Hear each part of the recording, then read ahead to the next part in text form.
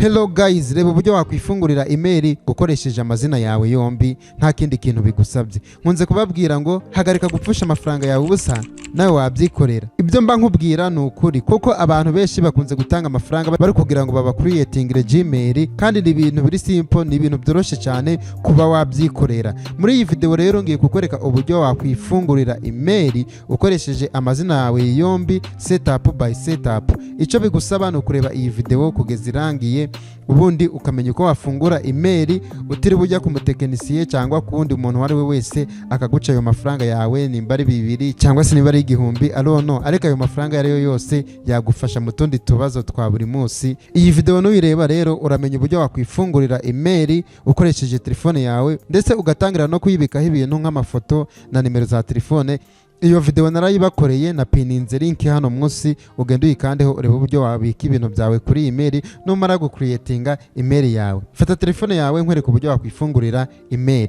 Uraza hano kuri application ya Gmail, urabona ko bari kuguha ikaze kuri email kuko nta email irimo, ukande kuri aka kantu. Noneho ukande hano kuri add email address, ahangaha uhite ukanda hano handitse Google.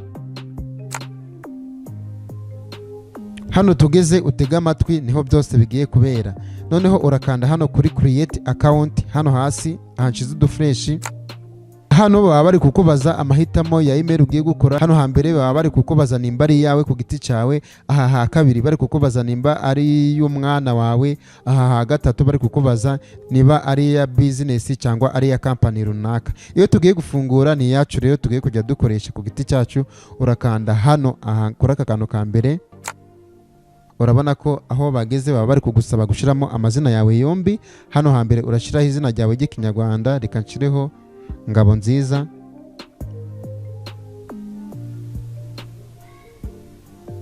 Hano hasi dushireho Ernest. Uku nurangiza kwandika amazina yawe yombi ukande hano next. Nugera hano baragusaba igihe wavukiye ndetse nimba uri umugabo cyangwa umugore. Ego hano turahera aha hambere ni ukwezi wavukiyemo, mbishireho. Ubwo hano hambere iyo urangije gushiramo ukwezi wavukiyemo uhita ushiraho n'itariki, dushireho 31. Noneho hano baba bari kugusaba, bari kukubaza umwaka wavukiyemo, dushireho wenda 2002.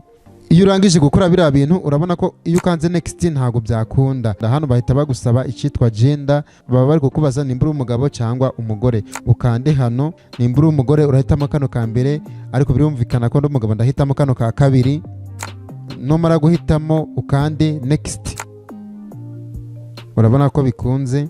Hano bahita bakuzanira amahitamo abiri ya email wahitamo, ndahitamo ahangaha ha kabiri. Ubwo nawe urahitamo aho uri kubona amazina yawe yuzuye. Urabona ko iyi email yanjye bahise bampa ngo Ngabonziza Ernest 35@gmail.com. Iyi email kugira utazayibagirwa uyandika ahantu, kuko abantu benshi bakunze kwibagirwa email. Kugira ngo utazayibagirwa uyandika ahantu mu gakayi cyangwa uyige screenshot, urayandika umaze gucreatinga imaze kugera muri telefone. Nurangiza kuhitamo iyo uri kubona ikoroheye urakanda next. Noneho ahangaha baba bari kugusaba password. Password ya email iri mu kibazo gikomeye cyane abantu bakunze kwibagirwa, ariko buriya nuko ari cya gihe bagufunguriraga email. Nimba turi kujyana uri kwifungurira email, hano kuri password ushirimo ibintu byoroshye. Urugero ushobora gushiramo izina ryawe ry'ikinyarwanda n'igihe wavukiye, cyangwa ugashiramo izina ry'umwana wawe n'igihe yavukiye.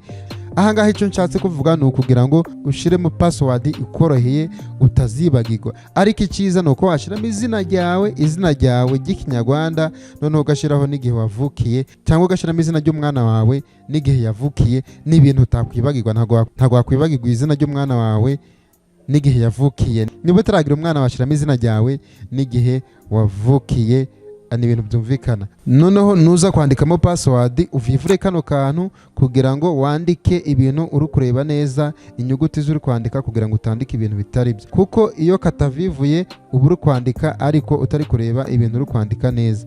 Wowe ukavivure kugira ngo wandike ibintu by'uri kureba. Ngaho shiramo password uri kumva ikoroheye utazibagirwa.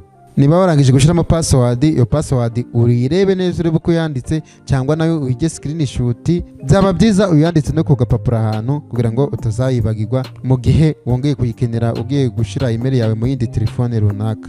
Noneho ukande next nimba warangije kwandika password yawe. Urabona hano ko bahita bakubwira ko email yagezemo iyo wahisemo ari iyi ngiyi. Izina ryawe ni Ngabonziza Ernest, noneho email ni Ngabonziza Ernest 65@gmail.com. ukande hano next niba uri kubona babyanditse neza.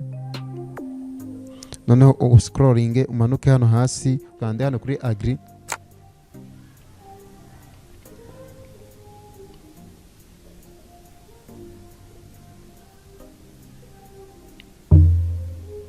Utegereze, biratinda ariko n'ubundi biba biri gukorwa neza. Google ibiri kubikurikirana fresh.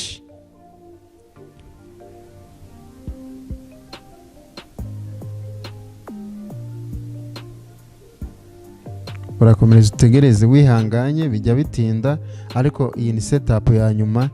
Nibirangira email iraba yageze muri telefone. Noneho urabona ko byarangiye, n'ubundi email yawe bari kuyikwereka hano hejuru. Ukande hano, ukande kuri aka kantu kari hano hasi mu nguni. Ubu ngubu email yacu yageze muri telefone. Reka dusubire inyuma urebe. Urabona ko email yacu ihita igera muri telefone.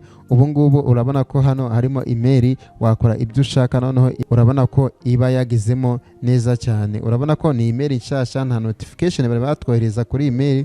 Ubu ngubu noneho wajya no kuri YouTube channel ugatangira kureba ibintu, kuko iyo udafite email muri telefone nta kintu na kimwe wakora kuri telefone, cyane cyane kuri izi mbuga zikoresha internet. Urabona ko noneho dusacinze ibintu ahangaha, urabona ko ibintu byatangira kuza. Urabona ko email yacu yageze muri telefone, nta kibazo kirimo. Watangira no kureba video. Urabona iyi ni ya video nabakoreye y'uburyo wabika ibintu kuri email, nayo wagenda ukayireba. Ni video nziza cyane. Noneho ubushaka waza no kuri Play Store ukatangira kudownloadinga application, kuko email uko yagezemo ni ukwemeza gusa. Urabona ko ibintu byose biba byabaye ruzungu. Ese ubibonye ko watangaga amafaranga yawe mu bintu byoroshye cyane? Nimba ubibonye iyi video sharinge ku nshuti zawe, nazo zibashe kumenya uburyo zakwifungurira email, ntibazongere gupfusha amafaranga yabo ubusa, nabo babyikorera. Ikindi ntiwibagirwe gukora subscribe. Nimba hari n'ikindi gitekerezo cy'irindi somo ushaka ko tuzigaho ubutaha, ubyandike muri comment tuzarirebaho. I'm here for you.